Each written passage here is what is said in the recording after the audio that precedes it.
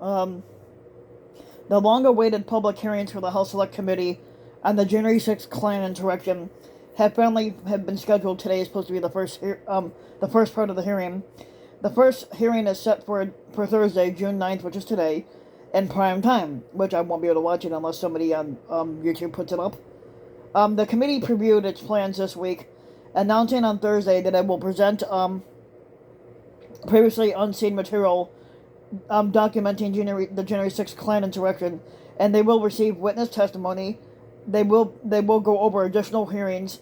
They will provide the American people a summary of the findings that they have about the coordinated multi-step effort to overturn the results of the 2020 presidential election and preventing the transfer of power. The committee leaders seem to be carefully choreographing the event and even drawing on the suspense by not naming the witnesses until next week. Now, for the hearings, Representative Jamie Raskin said, "It will tell a story that will blow the roof off the House. We can only hope that it is not unjustified hyperbole.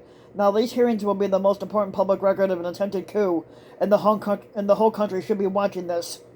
And what we have already seen is a lot, such as the voluminous text messages from various Republicans and journalists to the then White House Chief of Staff Mark Meadows during the Klan insurrection itself.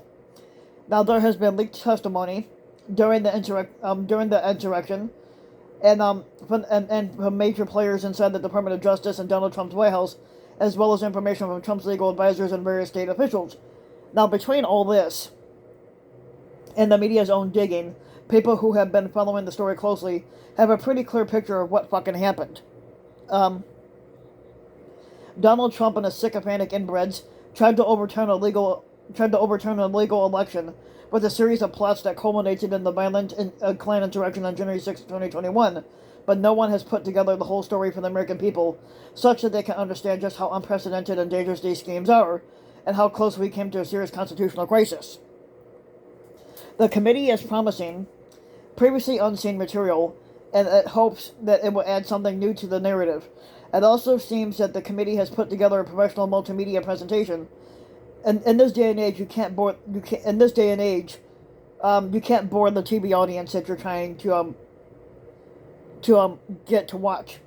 Now, the most important element of these hearings will be a witness testimony, and this will be the first time we've heard from anyone involved, or even any experts speaking about the January 6th Klan attack in an official capacity.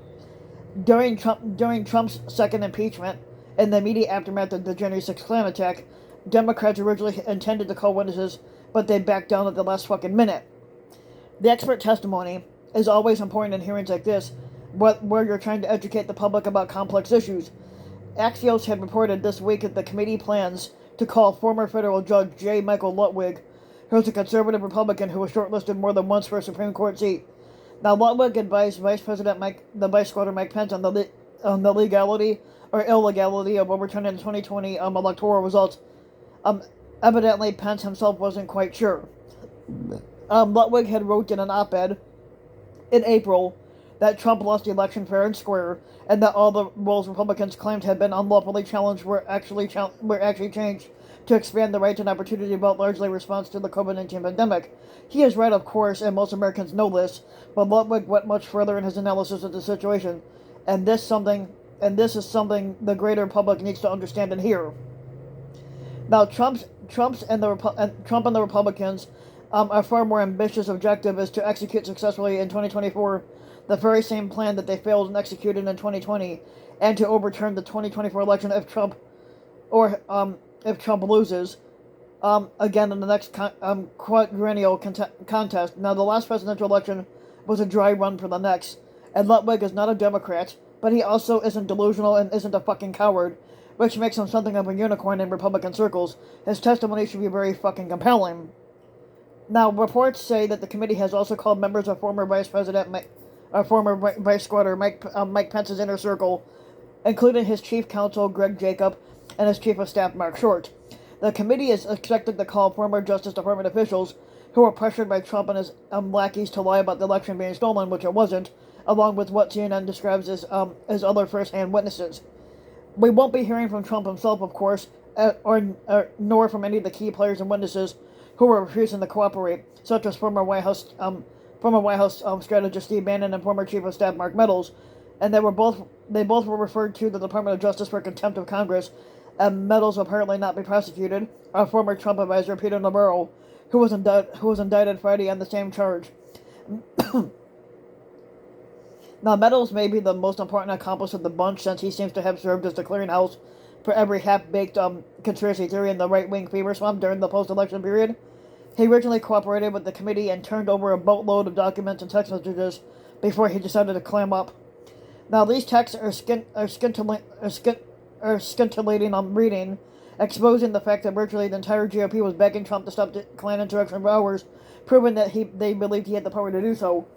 And apparently, as a former Republican congressman, Denver Riggleman had said, he's now an investigator for the Select Committee. He told Anderson Cooper the text messages during the post-election period prior to that day were downright chilling. Riggleman calls Meadows the MVP for all the information he provided, and one of Meadows' aides, Cassidy Hutchinson, testified several times before the committee and appears to have shared what they call vitally important information. It's not clear whether Hutchinson will testify in the televised hearings, but if she does, it's clear that she has a story to fucking tell. Whatever happens in these hearings, we can be sure that they will be different than any other such congressional spectacles you may have watched in recent years, and not just because of the extraordinary subject matter, but for the first time in recent memory, we will see a Capitol Hill hearing without even one obnoxious Republican grandstander seeking to derail the whole fucking thing. We can expect that this committee will be a serious and focused one, which is something that we have not seen in this kind of setting for a very long fucking time. The Republican leaders are obviously worried that some of their troops might tune in and see something that will shake their faith in the big lie, so that they are plotting to counter-program the hearings.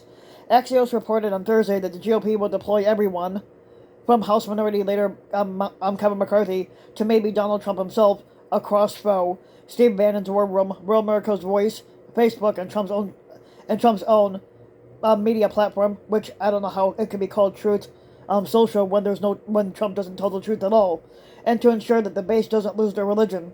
They plan to portray the Democrats as out of touch with average Americans, which technically the Republicans are, with one aide telling Axios, "We got to be rigid and responsible," but a lot of Republicans think if Dems want to just talk about January 6th between now and the midterm election, good fucking luck.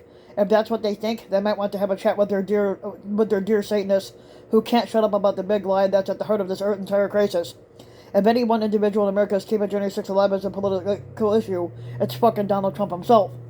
Now, if you like the video, give the video a like and subscribe to my channel, RBW King.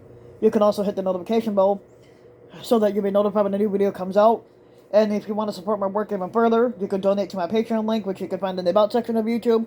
And for just a little as a few bucks a month, your donation can help go a long way, and thanks for listening.